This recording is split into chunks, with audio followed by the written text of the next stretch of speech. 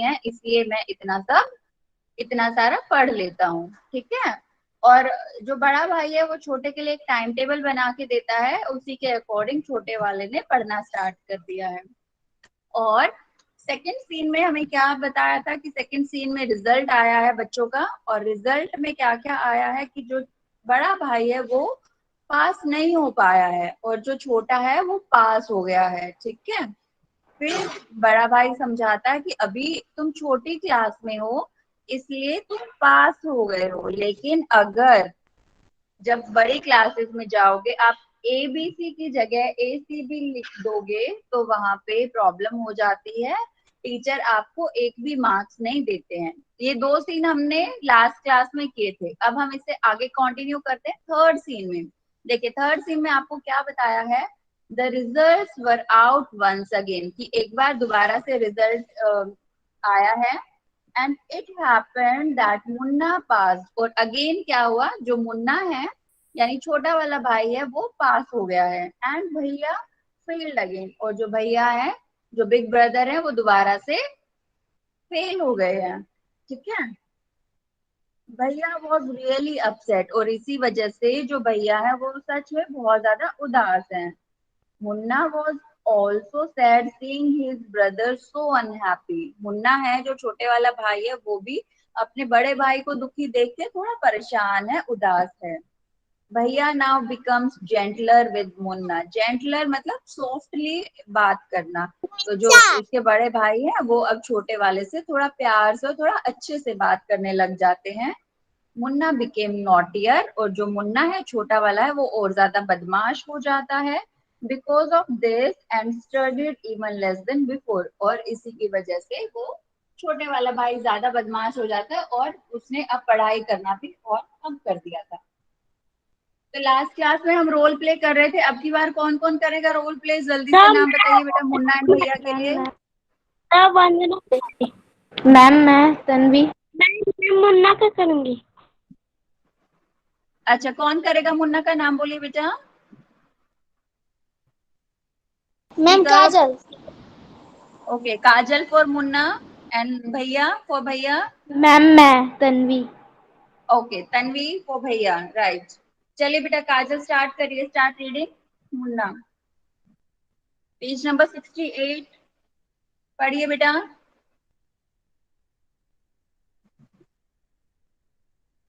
Ma'am कौन? क्या बेटा?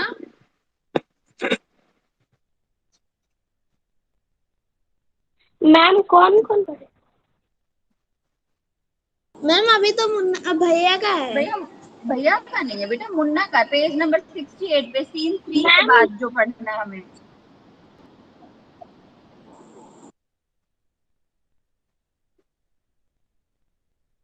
यस मैम मुन्ना का है।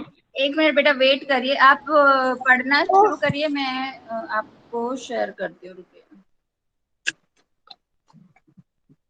पढ़ना स्टार्ट करिए बेटा।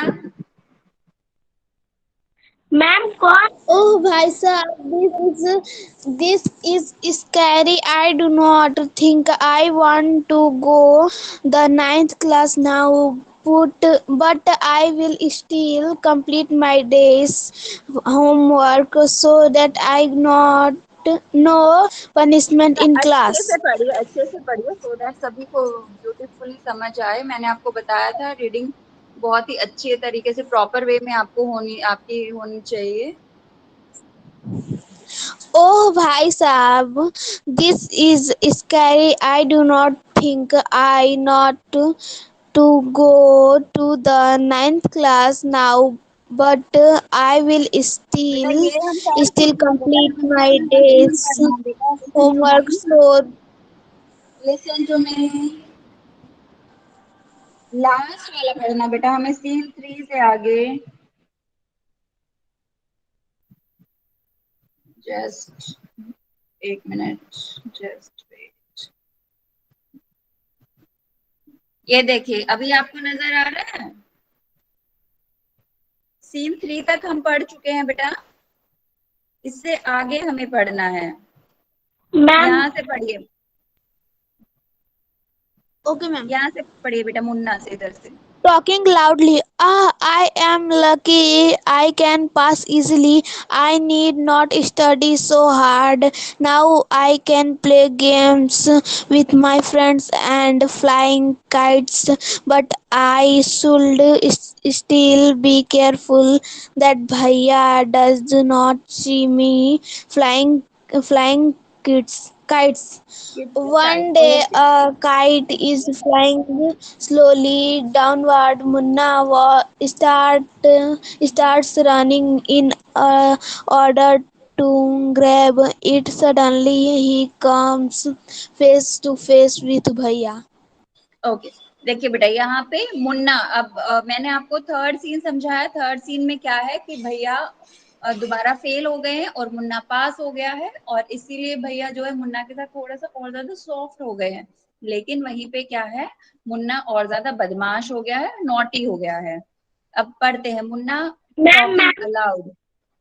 बहुत जोर से बोलते हैं, क्या बोलता है मुन्ना, आई एम लकी, कि वाह मैं तो कितना लकी हूँ। आई कैन पास इजीली, मैं इतनी आसानी से पास हो जाता हूँ। I need not study so hard, study so hard मतलब मुझे बहुत ज्यादा मेहनत करने की जरूरत नहीं है। Now I can play games with my friends and fly kites, और अब तो मैं अपने दोस्तों के साथ गेम भी खेल सकता हूँ और पतंग उड़ा सकता हूँ। फ्लाई काइट्स मतलब पतंग उड़ाना। But means लेकिन, I should still be careful that भैया does not see me flying kites. लेकिन मुझे अभी भी केयरफुल रहना चाहिए कि भैया मुझे पतंग उड़ाते हुए ना देख पाए। ठीक है, अब हम नेक्स्ट पेज पे चलते हैं।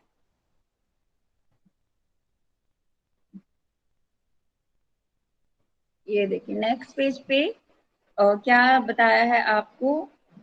Sorry, one second. Yes, one day a kite is flying slowly downwards. एक दिन क्या है, एक पतंग फ्लाइंग स्लोली मतलब धीरे धीरे उड़ते हुए डाउनवर्ड्स, नीचे की ओर आना। डाउन मतलब नीचे, नीचे की ओर या तरफ, नीचे की तरफ आना। Munna starts running in order to grab it. Grab means क्या होता है बेटा, पकड़ना। मुन्ना पतंग को पकड़ने के लिए दौड़ा। इट का किसके लिए यूज किया गया है यस यहाँ पे, इट काइट के लिए। ठीक है, इट जो है वो प्रोनाउन है। प्रोनाउन यहाँ पे नॉन लिविंग थिंग्स के लिए इट हम यूज करते हैं। तो यहाँ इट किस चीज के लिए है, काइट के लिए। ग्रैब इट मतलब पकड़ने के लिए दौड़ा। किसे पकड़ने के लिए, काइट को। सडनली ही comes face to face with भैया, और अचानक ही उसके भैया उसके सामने आ जाते हैं, मतलब दोनों एक दूसरे के आमने सामने होते हैं। अब पढ़ेंगे बेटा भैया वाला। मैम पर Tanvi start reading. Bhaiya, catching hold of Munna hand. Are aren't you ashamed to be playing kites all day long? Don't you realize that now you are in 8th class and are not studying in lower class? If you think that I am just one class ahead of you and I can't say anything, you are wrong. I am 5 years older than you are and will always be. Understanding doesn't come only from reading books. Look at Ma and Baba. Ma has never gone to school and Baba has only passed 5th class. देखिए, अब यहाँ हम क्या पढ़ रहे हैं, भैया। अब भैया और मुन्ना जब आमने सामने आ गए हैं, तो मुन्ना क्या कर भैया क्या करते हैं, catching hold of Munna's hand, Munna का हाथ पकड़ते हैं। Aren't you ashamed, ashamed means क्या होता है, शर्म आना, शर्म आना। तो भैया उससे गुस्से में बोलते हैं, aren't you ashamed to be playing kites all day long. क्या तुम्हें शर्म नहीं आती, पूरा पूरा दिन तुम पतंग उड़ाते रहते हो, पतंग से खेलते रहते हो। डोंट यू रियलाइज, क्या तुम्हें एहसास नहीं है, that now you are in 8th class, क्या आपको मालूम नहीं है कि तुम अब 8th क्लास में हो गए हो। And are not studying in a lower class, और किसी नीचे की कक्षा में यानी प्राइमरी क्लासेस में नहीं पढ़ रहे हो। If you think that I am just one class ahead of you, अगर तुम सोचते हो कि मैं तुमसे सिर्फ एक ही क्लास आगे हूँ, and I can not say anything, और मैं अब तुम्हें कुछ नहीं कह सकता हूँ। यू आर रॉन्ग, तुम गलत हो।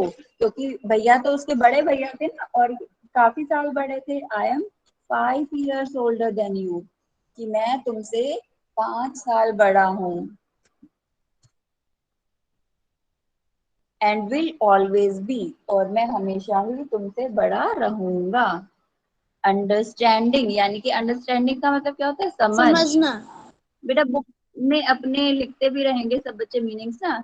Understanding doesn't come only from reading big books, कि सिर्फ किताबें पढ़ के ही आपको समझ नहीं आती है। Look at maa and baba, कि माँ बाबा को देखो। Maa has never gone to school, कि जो उनकी मम्मी है वो कभी भी स्कूल नहीं गई है। And Baba has only passed 5th class, और जो बाबा यानी उसके पापा हैं वो सिर्फ 5th क्लास पास है, यानी 5th क्लास तक ही उन्होंने पढ़ाई की है। मुन्ना, रियली भैया? अच्छा मुन्ना पढ़िए बेटा, काजल।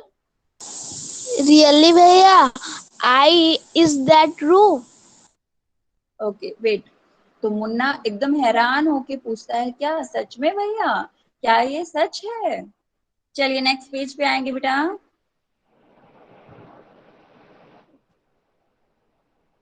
भैया start reading. Yes, there are 1,000 things that they know more than you or me.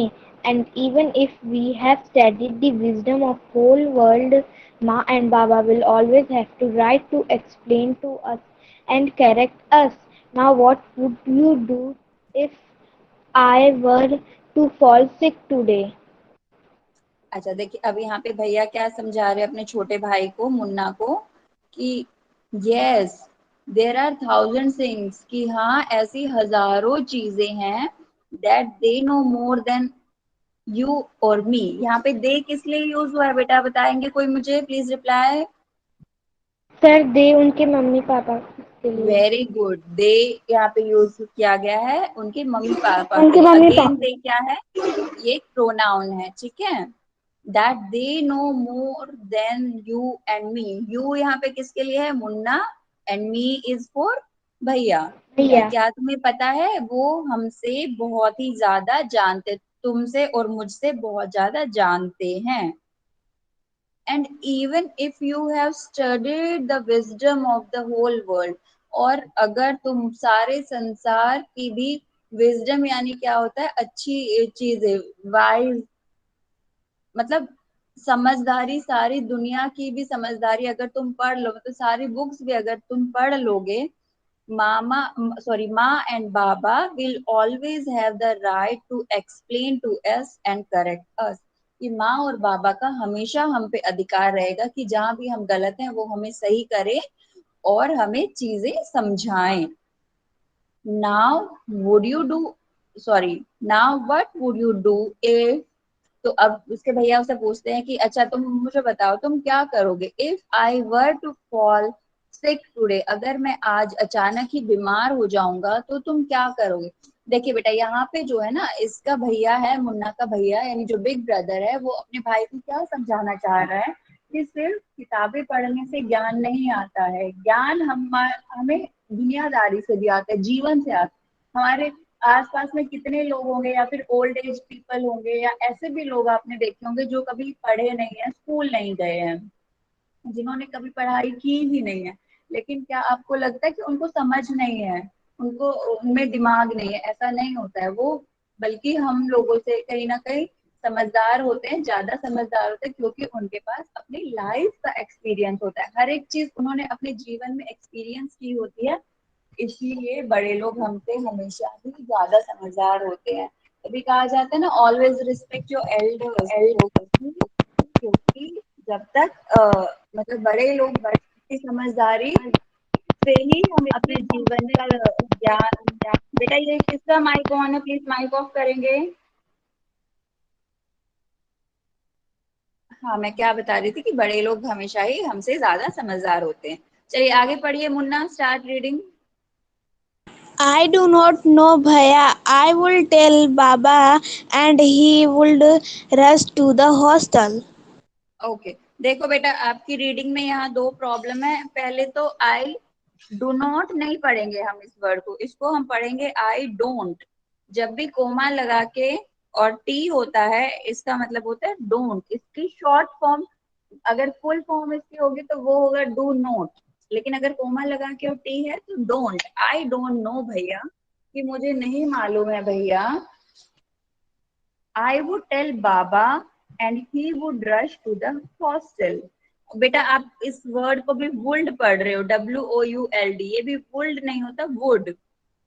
L silent होता है यहाँ पे। आई वुड टेल बाबा, कि मैं बाबा को ये बात बताऊंगा, and he would rush to hostel. तो मुन्ना क्या बोलता है कि भैया मुझे नहीं मालूम, अगर आप बीमार हो जाओगे तो मैं बस क्या करूंगा, सिंपली बाबा को बता दूंगा और बाबा हॉस्टल में आके आपको देख लेंगे।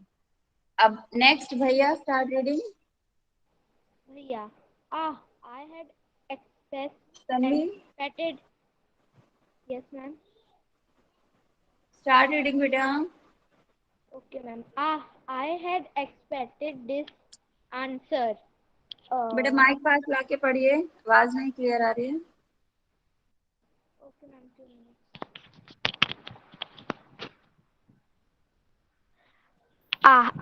I had accepted this answer.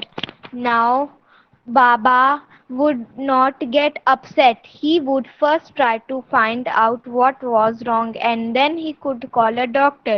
Baba would know exactly what to do. They have more experience than us. Okay, देखिए यहाँ पे भैया क्या समझाते, I had expected this answer. जैसे हम बोलते हैं ना, हाँ हाँ मुझे मालूम ही था तुम ये जवाब देने वाले हो, इसी तरीके से उसके भैया उसे बताते हैं, हाँ हाँ मुझे पता था यही बोलने वाले हो। Now Baba would not get upset. लेकिन जब बाबा को पता चलेगा कि मैं बीमार हूँ तो वो अचानक से परेशान नहीं होंगे। he would first try to find out, वो पहले कोशिश करेंगे फाइंड आउट करने की, यानी कि पता लगाने की, what was wrong, कि क्या चीज गलत हुई, and then he would call a doctor, और वो उसके बाद में एक डॉक्टर को बुला लेंगे। Baba would know exactly what to do, बाबा को मालूम है कि एग्जैक्टली exactly क्या करना है, पर्टिकुलर सिचुएशन में हमें कैसे डील करना है, ये हमारे एल्डर्स को हमसे बहुत ज्यादा बेहतर तरीके से पता है। They have more experience than us, उन लोगों के पास हमसे बहुत ही ज्यादा एक्सपीरियंस है। Next Munna. With tears in his eyes, Bhaiya, I am sorry. What you say is true. Bhaiya hugs Munna lovely. Lovingly. Okay, बेटा काजल, आप जब पढ़ना स्टार्ट करती हो ना, इनिशियल में आप बहुत अच्छा रीडिंग करती हो, लेकिन बाद में आप मतलब एक एक वर्ड को पढ़ती हो, तो बेटा उसको अपना वे थोड़ा सा इम्प्रूव करिए। देखिए, Munna with tier in his eyes, मतलब मुन्ना की आंखों में आंसू आ जाते हैं। भैया आई एम सॉरी, तो अपने भैया को सॉरी बोलता है। वट यू से इज ट्रू, जो भी आपने मुझे बातें समझाई सभी सच हैं। भैया हग्स मुन्ना लविंगली, हग मीन्स गले लगाना। भैया गले प्यार प्यार से अपने छोटे भाई मुन्ना को गले लगा लेते हैं। नेक्स्ट देखिए भैया, भैया start reading. I also like to play and fly kites, but if I also play, then how can I watch out for you? You are my responsibility. Responsibility, यहाँ पे भैया क्या बोलते हैं, भैया फिर मुन्ना को समझा रहे हैं कि देखो मुझे भी, I also like to play and fly kites, मुझे भी खेलना और पतंग उड़ाना बहुत पसंद है। But if I also play, लेकिन अगर मैं भी खेलूंगा, then how can I watch out for you, कि मैं तुम्हारा ध्यान कैसे रखूंगा। यू आर माई रिस्पॉन्सिबिलिटी, कि तुम मेरी जिम्मेदारी हो। माँ बाबा ने इसीलिए तो हमें साथ में हॉस्टल भेजा है, कि मैं बड़ा भाई हूँ और मुझे तुम्हारी हर एक चीज का ध्यान रखना है। Next Munna. I love you, Bhaiya. Okay, फिर मुन्ना बड़े प्यार से अपने भैया से क्या कहता है, ओके भैया आई लव यू, मतलब मैं भी आपसे प्यार करता हूँ। ये हमारा बेटा चैप्टर था, यहाँ पे दो बच्चों का कन्वर्सेशन दिखा रखा है हमें, मुन्ना एंड भैया का। देखिए इसमें जो है भैया जो है ना वो थोड़ा सा वीक है, वो पढ़ नहीं पाते, लेकिन वो कोशिश नहीं छोड़ते। कहा जाता है ना, कोशिश करने वालों की कभी हार नहीं होती। तो इसलिए वो भैया उससे कंटिन्यू पढ़ाई करते रहते हैं। और अपने छोटे भाई को भी हमेशा ही समझाते हैं कि देखो ऐसे ऐसे तुम भी पढ़ाई करो तो तुम क्लास में पास हो जाओगे। और हम क्या देखते हैं कि मुन्ना हर बार पास हो जाता है अपने बड़े भाई की गाइडेंस की वजह से, और जो बड़े भैया हैं वो क्लास को पास नहीं कर पाते हैं। वो ट्राई तो बहुत करते हैं पढ़ने की, लेकिन होता है ना कोई कोई बच्चा नहीं कर पाता, तो वो नहीं कर पा रहे हैं। लेकिन मुन्ना के पास बुकिश नॉलेज, सॉरी उनके भैया के पास बुकिश नॉलेज, मतलब उनको याद चीजें याद नहीं रहती हैं, लेकिन उनको दुनियादारी की बहुत ज्यादा समझ है, एक्सपीरियंस है। इसीलिए वो अपने भाई के लिए टाइम टेबल बनाते हैं और अपने भाई को प्रॉपर तरीके से, सही तरीके से, गाइडेड वे में उसको गाइड करते हैं, ताकि वो अपनी क्लास में पास हो जाए और अच्छे मार्क्स लाए। आप सबके भी छोटे भाई बहन होंगे ना, तो यहाँ पे आपकी रिस्पॉन्सिबिलिटी क्या बनती है कि हमें अपने छोटों का ध्यान रखना है, उनको पढ़ाई में हेल्प करनी है। ठीक है। और यहाँ पे एक चीज और बता रखी है, जो भी हमारे पेरेंट्स हैं, इन केस अगर वो नहीं भी पढ़े हुए हैं तो भी वो हमसे ज्यादा समझदार हैं, उन्होंने दुनिया देखी है, उनके पास बहुत बहुत ज्यादा एक्सपीरियंस है। ठीक है। तो कोई भी ऐसी सिचुएशन होती है जब हम कई बार कंफ्यूज होते हैं, हमें नहीं पता चलता है, तो हम अपने पेरेंट्स की हेल्प ले सकते हैं और हम अपने पेरेंट्स से पूछ सकते हैं। चलिए कोई बच्चा मुझे बताइए कि आप क्या समझ पाए इस चैप्टर से, one by one, one one point बताएंगे। मैं हाँ बोलिए बेटा, बोलो। मैम जल्दी मैम जल्दी हमें बोलो बेटा। छोटों की मैम हमरे हमसे छोटों की ध्यान रखनी चाहिए और उनका देखभाल करना चाहिए कि वो पढ़ते हैं कि नहीं। वो उन लोग को अगर कुछ हो जाए तो मतलब अगर माता पिता घर पे नहीं रहे तो उनका ख्याल रखना चाहिए। Okay very good. कई बच्चों के मैम पेरेंट्स जॉब पे जाते होंगे, उनको नहीं मालूम, मतलब कि छोटे भाई बहन कई बार बदमाशी करते हैं, तो हमें अपने छोटों का ध्यान रखना चाहिए और उनको सही तरीके से स्टडीज में हेल्प करना चाहिए। नेक्स्ट बोलिए बेटा। Ma'am I ma'am yes I please. Yes. Ma'am Tanvi और मैम हमें हमेशा अपने बड़ों की बात सुननी चाहिए और हमें हमें अपने मतलब जो यंगर हैं उन्हें मतलब उनका केयर करना चाहिए जैसे कोई नहीं रहा ओके घर बेटा पे। Very good. मैम बेटा यस। मैम काजल मैम हम हमें इस कहानी से ये सीख मिलती है कि हमें हमें ज़्यादा खेलना नहीं चाहिए, हमें उतना खेलना चाहिए जितना हम पढ़ाई करते हैं। और हमें अपने छोटों का ख्याल रखना चाहिए और अपने माता पिता का आदर करना चाहिए। वेरी गुड बेटा। अगर एक लाइन में इस चैप्टर की समरी बोली जाए तो कोई बताएगा? यस मैम बोलिए बेटा। We respected we each other. Okay we respect each other. Okay alright. देखिए इस पूरे चैप्टर का समरी, निचोड़, जिस्ट क्या है, वो सिर्फ इतना है कि we always respect our elders and we always love and care for our younger ones. ठीक है। हमें अपने बड़ों का हमेशा ही आदर सत्कार मान सम्मान करना चाहिए और छोटों से हमेशा ही प्यार करना चाहिए और उनको सही रास्ता दिखाना चाहिए, क्योंकि छोटों के लिए तो हम भी बड़े हैं, यानी हमारे पास ज्यादा एक्सपीरियंस है। तो इसीलिए ही हमको उन्हें सही रास्ता, अगर वो बदमाशी करते तो हमें उन्हें समझाना चाहिए कि भैया ऐसा नहीं करना है, या फिर सिस्टर ऐसा नहीं करना है, राइट। और बेटा जो भी बच्चे रिप्लाई करते हैं please try to speak in English. Okay ma'am. Okay. आज का बेटा आप लोगों का होमवर्क रहेगा, आज का आप डेट डालेंगे, चैप्टर नेम लिखेंगे, और ये जो न्यू वर्ड्स गिवन है, first word is foundation. Foundation means solid base. Second word is schedule. Ma'am schedule means solid base मतलब क्या है? क्या बेटा? Please repeat. Ma'am yes. Solid base मतलब क्या हो? सॉलिड बेस मतलब बेटा मजबूत नींव। जब आप पढ़ाई करते हैं, अगर आप बचपन से ही छोटी क्लासेस में ही अच्छा पढ़ेंगे, मान लीजिए आप नर्सरी क्लास में गए, ठीक है, वहां पे आपको सिखाया जाता है अल्फाबेट्स, एंड काउंटिंग, और हिंदी में आपको समझाया जाता है स्वर व्यंजन। Avyan stop sharing screen. ठीक है, अगर आपको ऐसा, एक मिनट, आपको स्क्रीन नहीं नजर आ रही है क्या बेटा? No ma'am. No ma'am. No ma'am. चलिए, मैं आपको क्या बता रही थी, स्ट्रॉन्ग सॉलिड बेस। हाँ, सॉलिड बेस का मतलब यही है कि मजबूत नींव।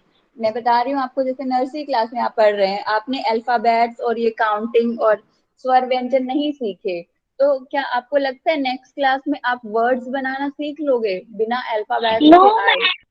तो नो उसी मैम। चीज को कहा जाता है मजबूत नींव। यानी क्लास बाय क्लास आपका सिलेबस इस तरीके से डिवाइड कर रखा है, जब आप छोटी क्लासेस में अच्छे से पढ़ेंगे। मान लीजिए अभी आपका ईवीएस सब्जेक्ट है, ईवीएस जब आप मतलब 6 क्लास में जाएंगे तो वहां पे आपका साइंस स्टार्ट हो जाएगा।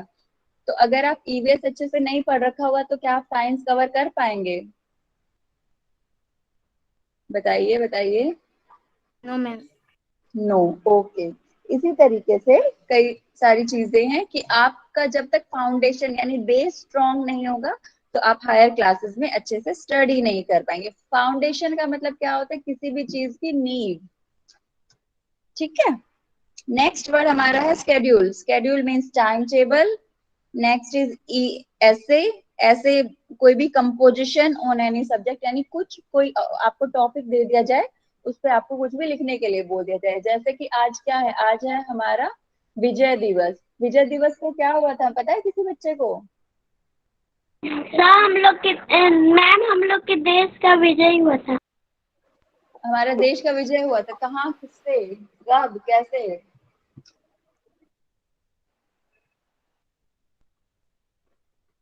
चलिए, आपने सही बताया, आधा जितना बताया उतना सही है।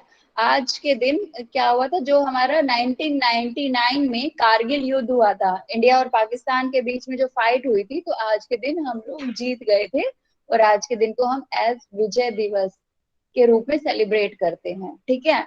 अगर मैं आपको बोलूं कि बेटा आपको एक कंपोजिशन लिखना है विजय दिवस पे, तो जो आप ऐसे लिखेंगे, जो भी नॉलेज आपको जानकारी है उस चीज के बारे में, जो आप ऐसे बनाएंगे, समरी लिखेंगे, तो उसको कहा जाता है ऐसे और कंपोजिशन। ठीक है। Yes ma'am. Next word is idling. Idling मतलब होता है खाली बैठना, विदाउट एनी पर्पस, यानी कि खाली बैठे रहते, कुछ करते नहीं है, तो उसको क्या कहा जाता है? Idle, idling. Right. Next word is mastered. Mastered मतलब कुशल, गेन एक्सपीरियंस, एक्सपर्टाइज, यानी कि किसी चीज को बहुत अच्छे से, बहुत बारीकी से समझना, सीखना। ओके। Yes ma'am. आज की डेट डालेंगे बेटा, चैप्टर नेम लिखेंगे, न्यू वर्ड्स आप अपनी कॉपी में लिखेंगे, और उसके अलावा, इनके अलावा मैं आपको कुछ वर्ड मीनिंग्स और भेजूंगी क्लासरूम पे, वहां से भी आप अपने कॉपी में वर्ड मीनिंग्स करेंगे। नेक्स्ट क्लास में हम इसके क्वेश्चन आंसर डिस्कस करेंगे। राइट। Yes ma'am. ओके बेटा। एक, चलिए ठीक है, नेक्स्ट क्लास के काम हम नेक्स्ट क्लास में करेंगे, अभी के लिए इतना ही। अटेंडेंस में ले लेती हूँ आप सभी की।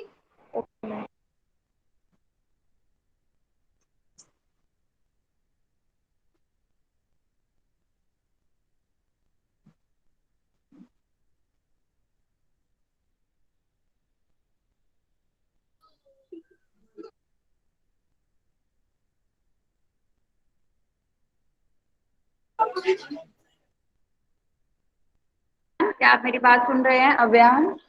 Yes ma'am. Yes ma'am. Screen present कर।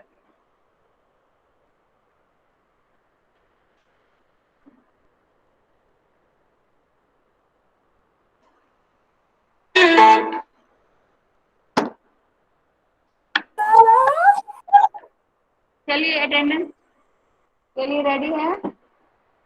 Yes yes ma'am. Ma'am. Okay okay, just wait wait, just wait.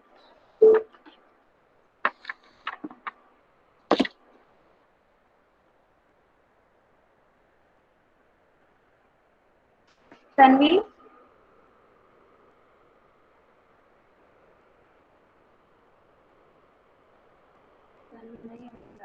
Shalini, roll number please. Ma'am 33। 33. Okay. Then Ma'am, Priya Kumari. Priya. 20. 20. Next, Vandana. Present, ma'am. Roll number बेटा. Ma'am, 21. काजल. Present, ma'am. Roll number बेटा.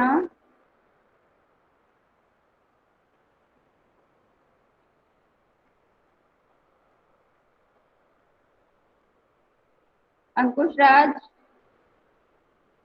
Yes, ma'am. Roll number. 43.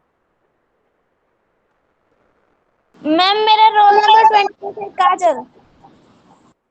Ma'am, B Shivaji, 41 roll number. बेटा ऐसे कोई नहीं बोलेगा, जिसका मैं नाम बोल रही हूँ वही बोलेंगे। सिर्फ अव्यान रंजन.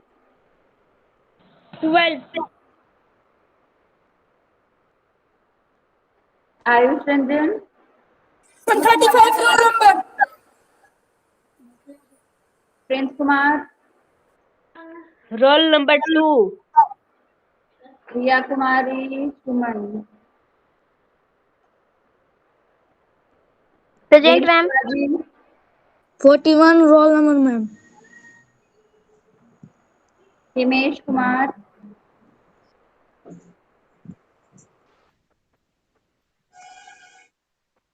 काजल कुमार. काजल की हो गई ऑलरेडी. चलिए बताइए, कोई बच्चा ऐसा है जिसकी अटेंडेंस अभी नहीं हुई है? Yes, ma'am. Tanvi. Ma'am Kajal Kumari 28। Roll number 10. Ma'am 40. Ma'am Kajal Kumari का हो गया है। Ma'am Tanvi. हाँ बेटा ना करो. Ma'am Tanvi. चलिए मैं ठीक है, आज की क्लास के लिए इतना ही. आप सभी वर्ड मीनिंग्स लिख लेंगे अपनी कॉपी में. बाय बेटा, have a good day. Bye, ma'am. Bye ma'am. Bye, ma'am. Bye ma'am. Bye ma'am.